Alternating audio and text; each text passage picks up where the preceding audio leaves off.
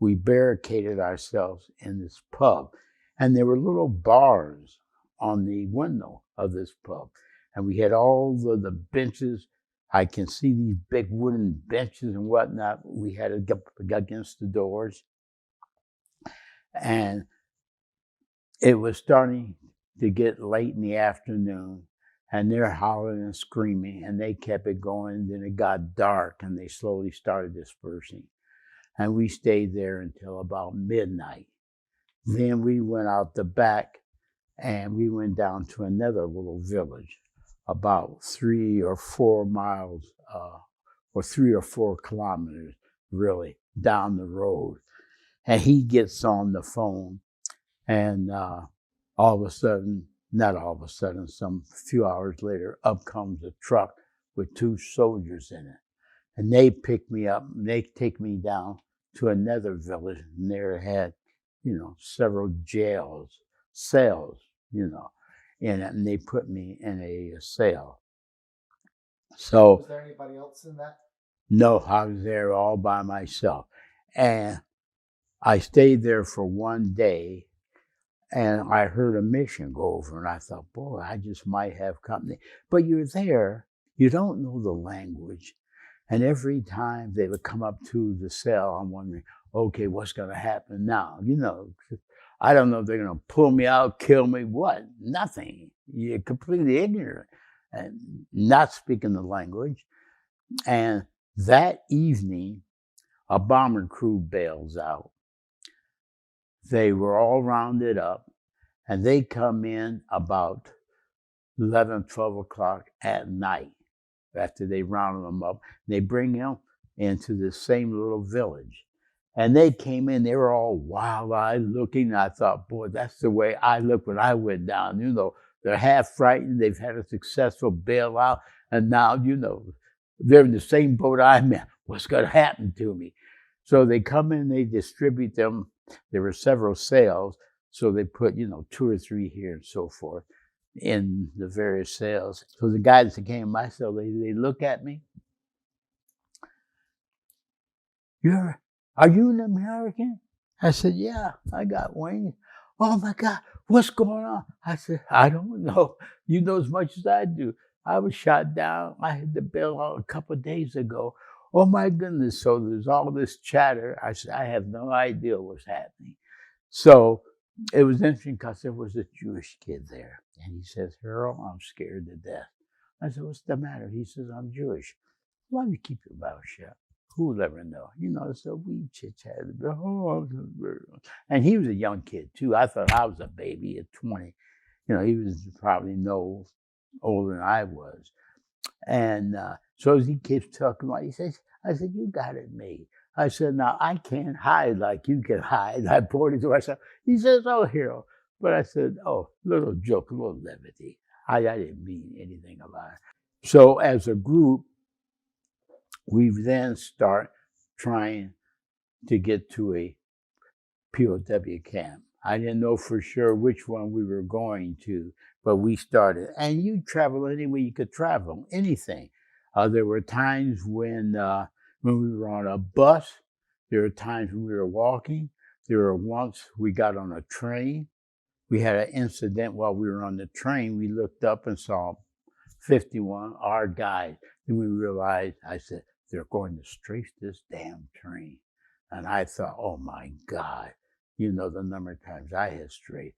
And I could hear him, adding power to the engines. And I said, I know what he's doing.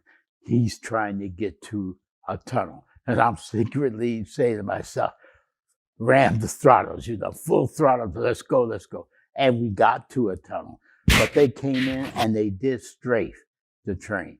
And my God, you could hear those 60 calibers just tearing that plane apart, and you're just terrified. You can't run. You're trying to get underneath a seat or something. Everyone did, and there's howling and screaming going on. And finally we got to it, and nothing bad happened, but that was just pure luck. Now, something could have happened in some of the other cars, but at least in the car that I was in, no one was killed. Well, we eventually got to Nuremberg. And we came into Nuremberg. Nuremberg had been completely destroyed. There wasn't a building standing, nothing. And while we were there at the station, a little young SS trooper came up, officer came up, and we all saw him and we knew what he was. And so we all said, "Oh my God, an SS guy." So we didn't say a word. And he came up, and the two soldiers that was with us snapped to attention, you know. So we followed the soldiers, you know. We just came to an attention.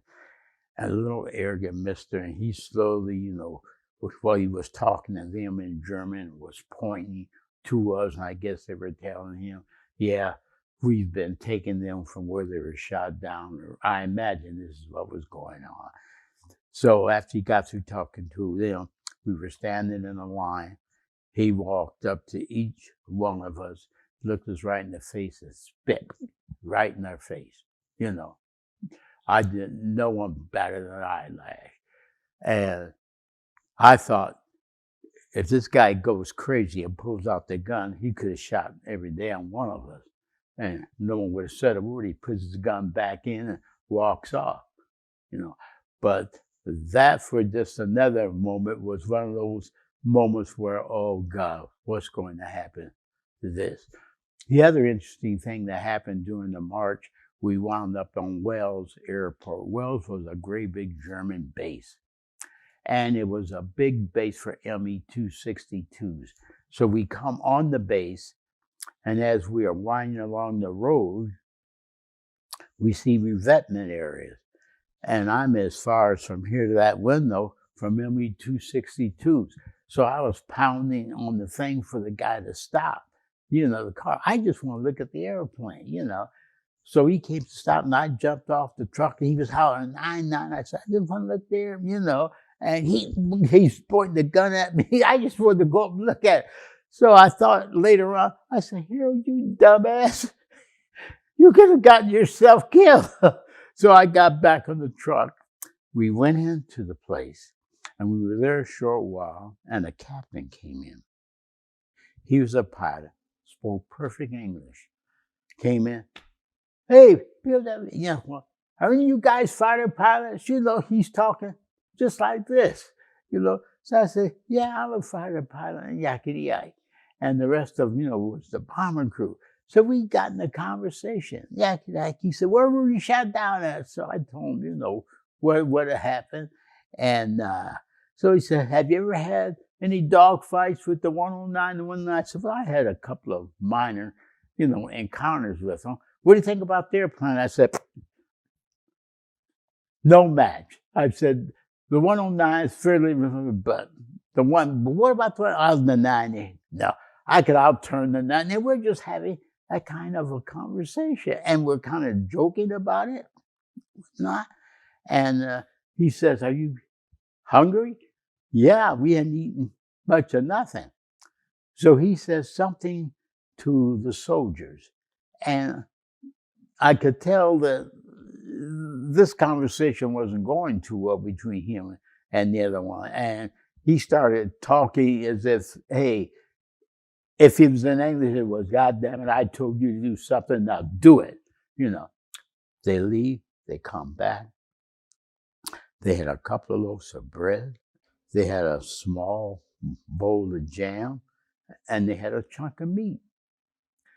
And he said, "You're eating better than these guys are eating now. So eat all you can eat, because I'm going to have to leave. And when I leave, they're going to take it, and they're going to finish it off."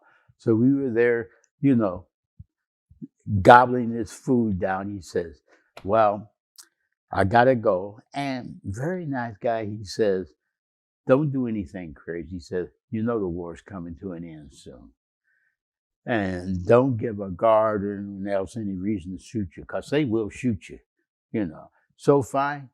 And he left us.